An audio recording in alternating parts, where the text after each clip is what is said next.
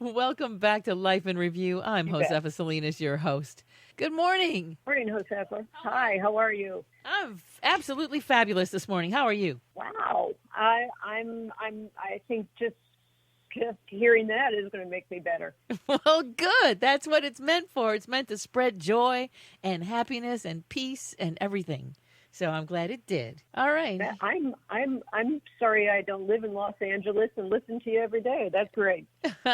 Well, we have an app. You can download it and you can hear me every day. If you like old school music, you'll love it. Good. Yeah. Well, if you saw the gray hair, I'll try to keep up with you. Well, I think we all have some. I know 25-year-olds that have gray hair right now. I know they're dyeing their hair to look like that. I know.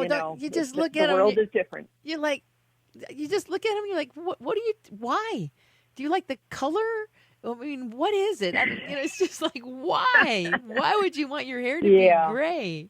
Okay, well, let's get down to what we're here to talk about. Here we What, go. A new report evaluates Los Angeles and Long Beach on policies promoting safe and healthy transportation for our residents. Oh boy, I can't wait to hear what this one says because my son lived in New York for 4 years. And I tell you what, he never missed his car one single day because you can get around anywhere. You can get to other states without a problem. But here in Los Angeles, I got to raise my eyebrow on this one. So I thought it'd be nice to bring in somebody who could actually talk with us about this. Dr. Shelly Hearne, the president of City Health, is here to talk to us about this morning. City Health is an initiative of the De Beaumont Foundation and Kaiser Permanente. They kind of looked at 40 large cities, including Los Angeles and Long Beach. So, Dr. Hearne, tell me, how are we doing? Are we doing any better? And do we have any hope of ever catching up with the East Coast? well, here's the good news. Both Los Angeles and Long Beach have the policies on the books to really make sure that streets are designed with an eye towards all modes of transportation. That's walking, that's biking, that's scooters, and it's really also intended that regardless of your age and regardless of your ability, those streets aren't just for cars. They're really to make sure that all of us can use them safely and wisely. So that's the good news here. Okay, well, the policies are on the book. Let's talk about the reality of what's happening in Long Beach and Los Angeles. Well, that's always the challenge. And here's what we do. We look and compare the 40 largest cities with what are the policies we have.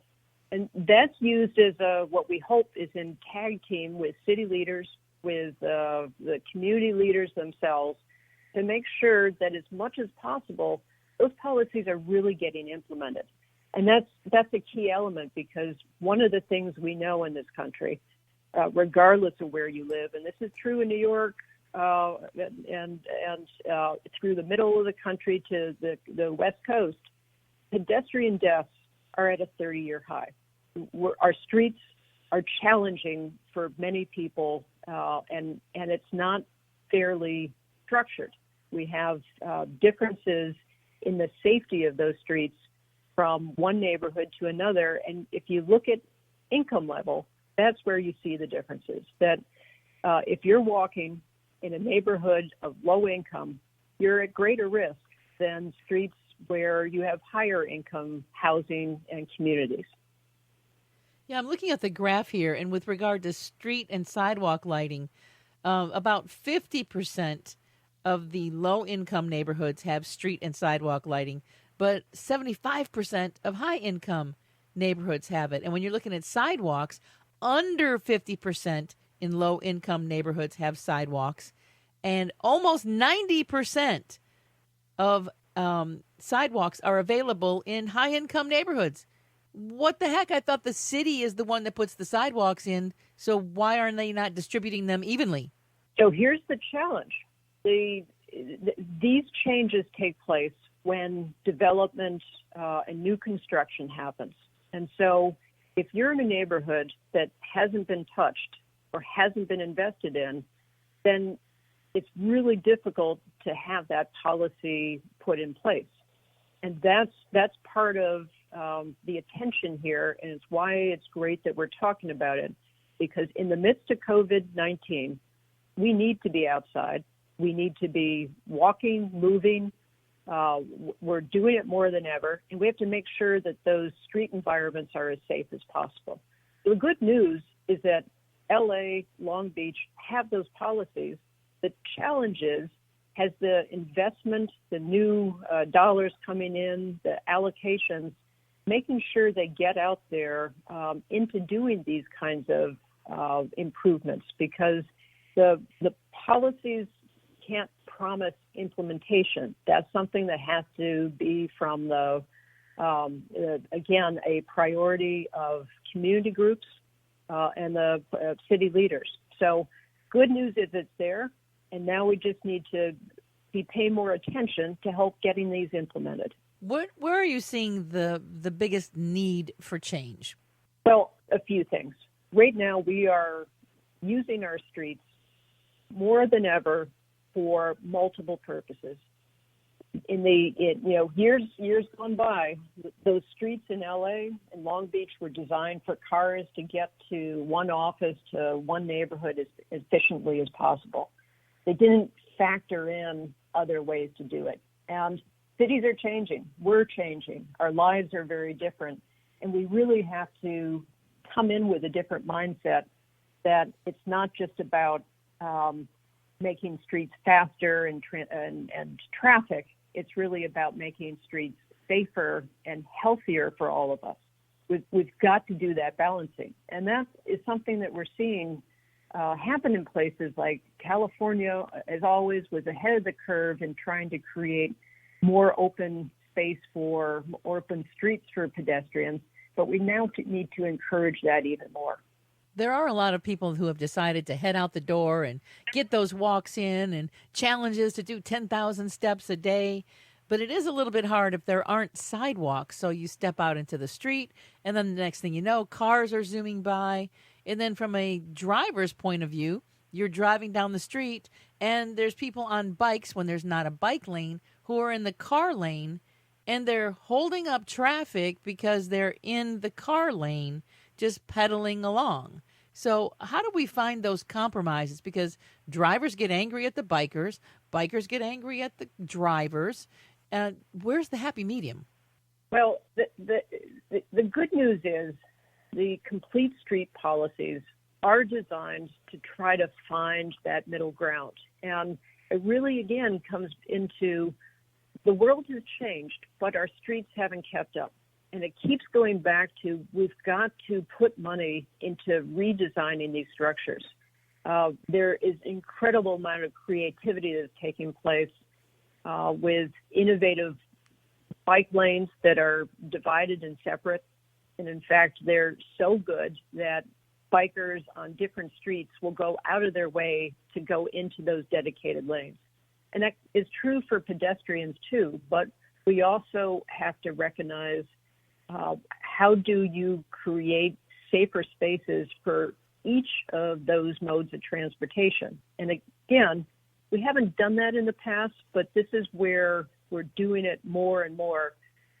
Places like Oakland, we've seen some of great policies taking place in opening up streets to pedestrians. We've seen it all across the country. And that's the kind of thing that, especially during COVID-19, a chance to take a look at and really focus on streets being different so that we can be walking safely, we can be transporting safely. We just have to have a different mindset. I think, too, that moving forward and making all these changes to streets, that it's equally as important to make sure that there are designated rules, just like there are for cars. You know what you can and can't do in the car, that there are those same rules for bikers and walkers. Because some of these people on bikes, I see them blasting through stop signs. They don't stop. The car has to stop. They don't stop. When they decide they're going to make a turn, they just come right into the car lane to go make their left-hand turn.